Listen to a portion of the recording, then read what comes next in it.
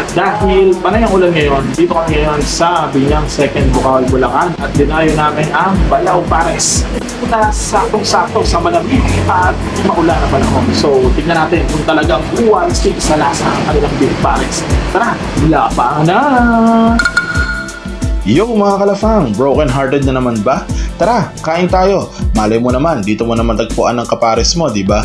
Charot! Available nga pala sa kanila ang Pares Wala Stick na matitikman mo sa halagang 62 pesos. May Pares Big, Mami Wala Stick at syempre ang kanilang Pares Retiro na talagang binabalik-balikan dito. Ito na, at umorder na kami ng kanilang Pares Retiro. Grabe! Itsura pa lang, matatakam ka na talaga. Sa halagang 102 pesos ay matitikman mo na ang kanilang nakakainis sa sarap na Pares Retiro. Sobrang malapon niya. Nakalatang talaga. Wala stick. So, try natin sa partner nito. Kaya nga pares yan. Pares. Open sila ng 24 hours mga kalafang, kaya anytime pwede kang kumain dito. Mas masarap na ngayon. Pag nalo mo siya, mas masarap siya. Wala stick.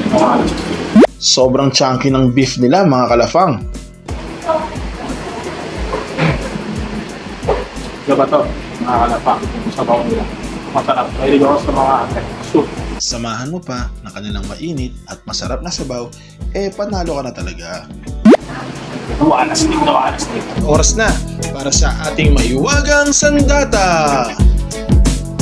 Gusto ko lang din po i-shoutout sila Ma'am Erlinda de Robles, Eman Pialago, Sir Mark Basa, Ma'am Agnes Bartolome, si Paring Dan, Noel Alfonso, Gerald Caling, Ezer Eborde.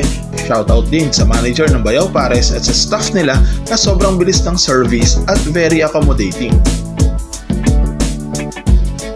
Huwag nga din pala kalimutan mag-like, share and subscribe, and click the notification bell for more videos and updates. Lafang na! Gusto mong kumain, kumain ng kumain. Sir J. Lafang, ate siyang gayahin.